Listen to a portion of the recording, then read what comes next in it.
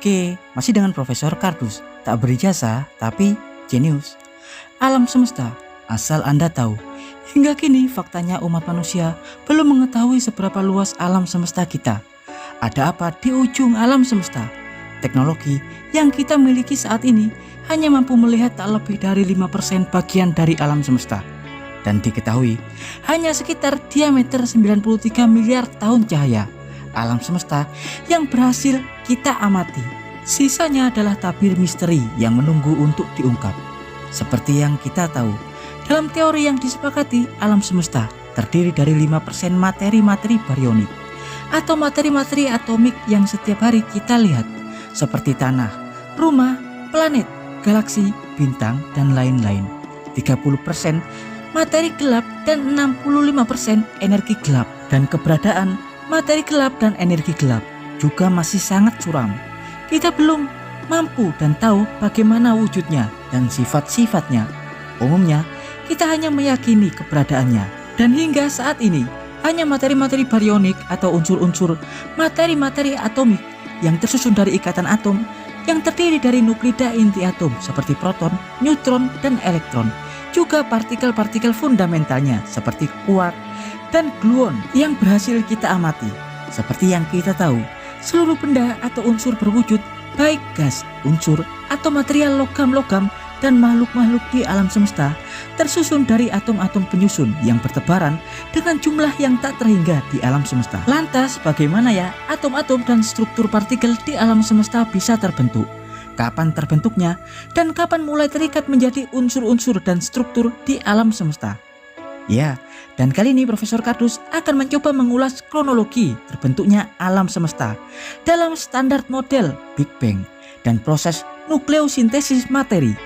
Tapi sebelum Profesor Kardus mengulasnya, jangan lupa like dan subscribe di channel Profesor Kardus. Tak berijazah, tapi jenius, untuk mendapatkan informasi dan notifikasi-notifikasi terbaru dari sudut-sudut bumi dan sudut-sudut alam semesta lainnya. Ya, di alam semesta yang teramati, seluruh struktur dan benda-benda yang kita lihat terbentuk dari susunan atom, di mana atom adalah bagian terkecil dari struktur yang terdiri dari elektron, proton, dan neutron, di mana partikel fundamentalnya adalah quark dan gluon. Lantas, apa Anda pernah bertanya, dari mana atom-atom itu berasal? Jika Anda bertanya demikian, jawaban logisnya, mereka berasal dari ledakan alam semesta awal yang diteorikan melalui fenomena dahsyat yang disebut dengan Big Bang yang terjadi sekitar 13,8 miliar tahun yang lalu. Seluruh materi dan unsur atomik berasal dari hamburan dahsyat dan ekspansi alam semesta. Namun proses pembentukannya tak sesederhana itu. Pada awal-awal alam semesta terbentuk, kondisinya jauh sangat berbeda dengan saat ini. Bahkan diketahui jauh lebih panas dengan energi yang super dahsyat, kondensasi, dan berbagai aktivitas alami menakjubkan lainnya. Semuanya berawal ketika alam semesta belum dimulai atau terbentuk. Tak ada ruang dan tak ada waktu. Saat itu tak bisa dipahami, jauh di luar nalar manusia. Tak ada pengukuran matematis atau hipotesis yang akurat yang dapat dibuat. Hukum-hukum fisika tak berlaku. Unsur materi dan gaya fundamental belum terbentuk. Segala keadaan saat itu disebut dengan singularitas yang sulit untuk dijabarkan dan digambarkan.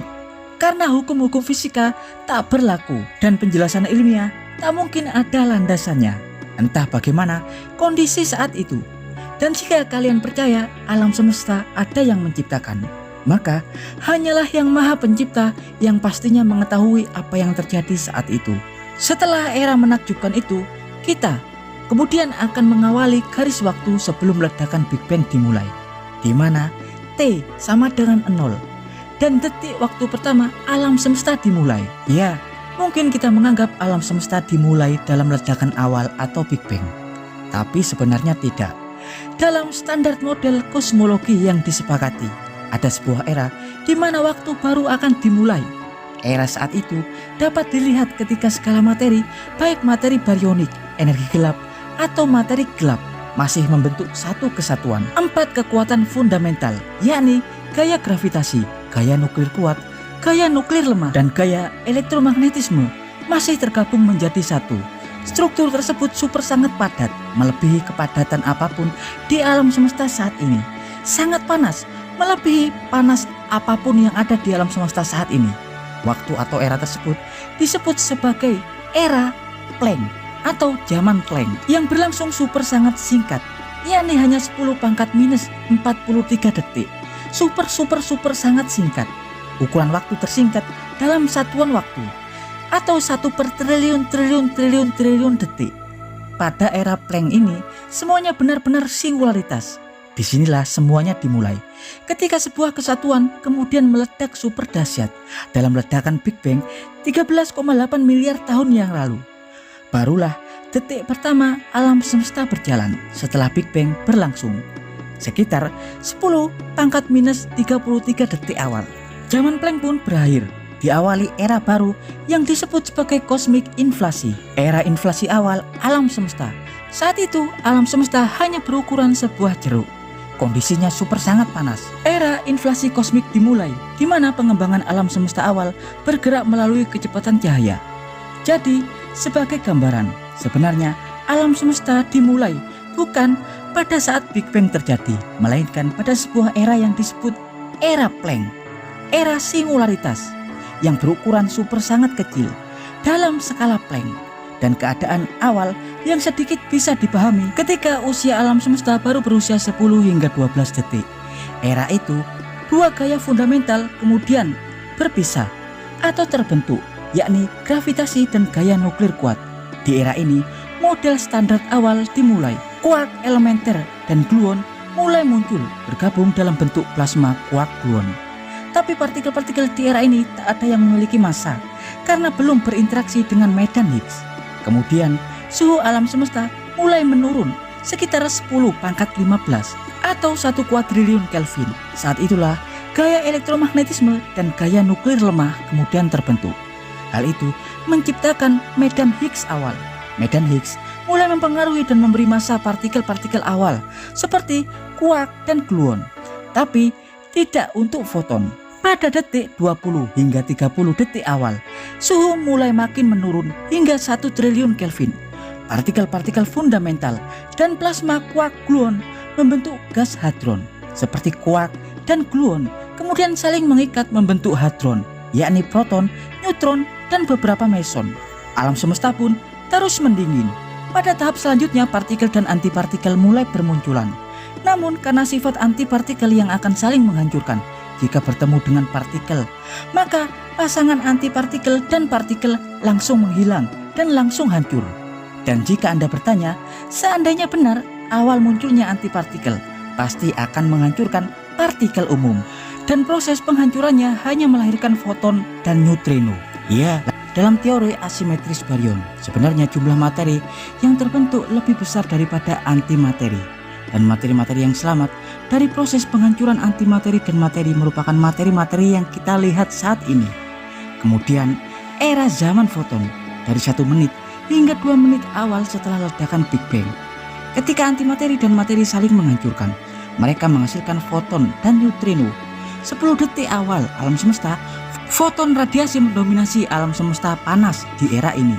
Materi gelap dan energi gelap sudah mulai menyusun alam semesta awal. Di era foton ini pula, nukleosintesis pertama dimulai, di mana atom-atom awal muncul. Fusi nuklir sederhana kemudian muncul ketika inti helium terbentuk dari gabungan proton dan neutron. Tapi mereka belum memiliki elektron. Hal ini berlangsung hingga era rekombinasi tiba, atau zaman kegelapan kosmik, sekitar 370.000 tahun setelah ledakan Big Bang. Di era ini, suhu alam semesta turun drastis menjadi 3700 Kelvin. Tapi alam semesta masih sangat buram. Jika Anda berada di era ini, Anda tak akan bisa melihat dengan jelas karena foton-foton tak bisa bergerak dengan bebas. Tapi seiring berjalannya waktu, alam semesta mulai transparan dan lebih mendingin. Foton-foton pun mulai bisa berekspansi dan bergerak. Alam semesta mulai mengembang. Di era ini elektron-elektron mulai menyusun inti hidrogen dan helium membentuk atom sempurna seperti protium, deuterium, tritium, dan helium-4. Di era ini, pancaran foton yang telah bergerak bebas pertama kali dapat dirasakan. Radiasi neutrino juga masih ada hingga saat ini, yang biasa kita sebut dengan radiasi latar belakang gelombang mikrokosmik atau radiasi CMB, radiasi tertua yang masih terdeteksi di alam semesta. Dan kemudian semakin lama suhu semakin menurun. Ketika alam semesta berusia antara 10 hingga 17 juta tahun, alam semesta sudah berkembang transparan. Suhu mulai mendingin hingga hanya sekitar 60 Kelvin. Barulah ketika alam semesta berusia 100 juta tahun, keruntuhan gravitasi mulai terbentuk di berbagai wilayah alam semesta. Partikel-partikel atomik dan struktur fundamental kemudian jatuh ke dalam struktur yang dibuat oleh materi gelap. Arus gravitasi horizontal memampatkan nebula-nebula dan gas-gas hidrogen, juga debu-debu kosmik, membentuk kuarsar-kuarsar dan struktur-struktur bintang awal. Pada rentan 200 hingga 300 juta tahun, bintang-bintang sudah banyak yang membentuk dan memperoleh reaksi fusinya. Pada 400 juta tahun pertama, galaksi mulai terbentuk. Bintang-bintang tua banyak yang terkompresi menjadi lubang hitam. Dan sekitar 700 juta tahun setelah ledakan Big Bang, galaksi kita Bima Sakti dan matahari juga tata surya juga mulai terbentuk. Banyaknya ledakan bintang seperti supernova menghasilkan nukleosintesis baru. Materi-materi, unsur-unsur dan partikel yang bertabrakan dalam ledakan besar menghasilkan unsur dan materi baru seperti besi, emas, uranium, dan lain-lain. Dan hal itu berlangsung hingga kini. Ya, dan demikian informasi singkat dari Profesor Kardus tentang perjalanan kehidupan alam semesta atau universe chronology. Profesor Kardus dari Alam Semesta Purba mengabarkan.